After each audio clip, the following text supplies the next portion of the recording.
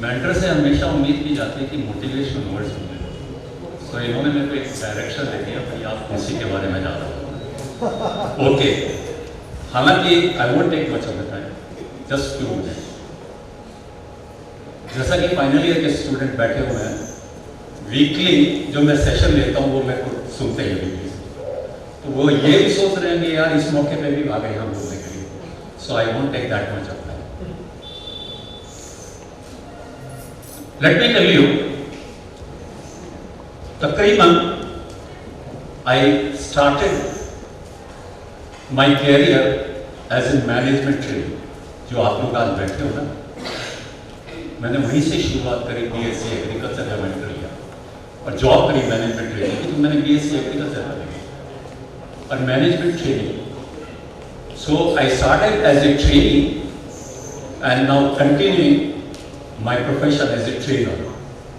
It took me about 45 years to reach there.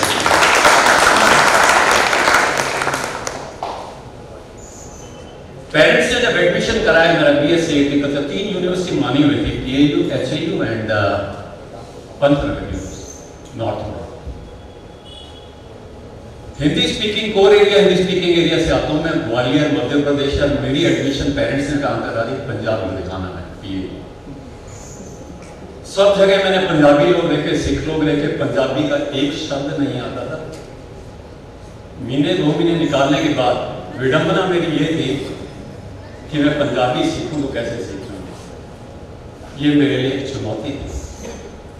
तो उस समय ट्राइमेस्टर ब्रेक होता था, सेमेस्टर ब्रेक नहीं, ट्राइमेस्टर 3-3 महीने का होता था। तो जब मैंने पहला साल, सर्दियों का समय, पहला ट्राइमेस्टर ब्रेक हुआ तो दिसंबर में 10 दिन की छुट्टी थी।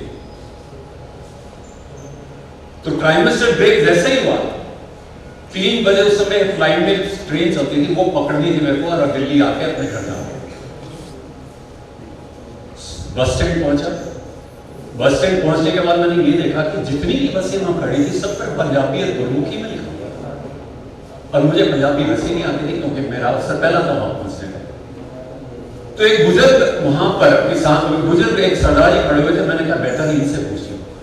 तो मैं बस के आगे गया, पंजाबी में गुरमुखी में लिखा हुआ था। मैंने सरदार साहब से पूछा, सरदार जी, बुजुर्ग थे, तो मैंने पूछा सरदार साहब ये बस कहाँ जाएगी? और उन्होंने जो पंजाबी में मुझे जवाब दिया वो आज भी मेरे कानों में गूंजता है। मैंने वो बात आज तक गांठ बांध के रखी है और उसी की वजह है मैं आज यहां पहुंचा हूं। वो क्या बात कही मैंने सिर्फ ये पूछा कि ये बस कहां जाएगी। उन्होंने मुझे ऊपर से लेकर नीचे तक गौर से देखा और गौर से देखने के बाद उन्होंने पंजाबी में ही मुझे जवाब दिया, जिसका मैं उसका लफ्ज समझ गया क्या बोले, और वो ही मैं पंजाबी के शब्द बोलता हूं।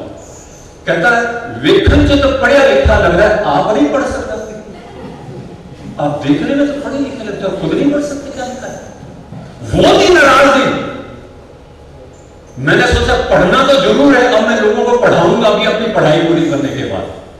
और वही मैंने निश्चित किया, बीएससी एग्रीकल्चर एमबीए जो भी करने के बाद मैंने ये सोच लिया कि जो भी होगा मैं उन बच्चों को पढ़ाऊंगा।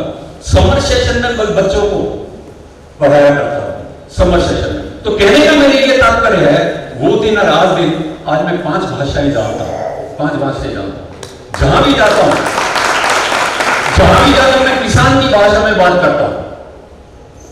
तो मेरी यही स्ट्रेंथ रही है। और दूसरी बात ये भी कहना चाहूंगा, आपकी स्ट्रेंथ, आपकी वीकनेस कोई और नहीं बताएगा। कौन बताएगा? कौन बताएगा? योर वेल विशर्स, आपके शुभचिंतक आपको बताएंगे आपकी वीकनेस भी और आपके स्ट्रेंथ। तो मेरे इतने अच्छे वेल विशर्स थे, उन्होंने मेरी स्ट्रेंथ बताई।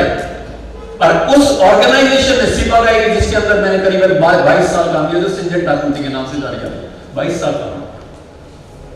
तो मेरे जो सुपीरियर्स थे उन्होंने मेरे को कहां इस्तेमाल किया? जहां प्रोडक्ट लॉन्च करना, जहां ट्रेनिंग देनी, drop training, product training, in house training.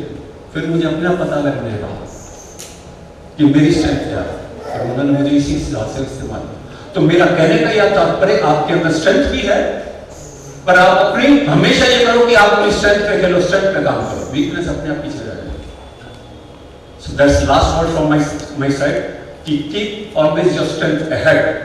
Weakness भूल जाओ, कोई वीकनेस नहीं देखो। Keep in front your strength and you will always be on the successful. Thank you very much.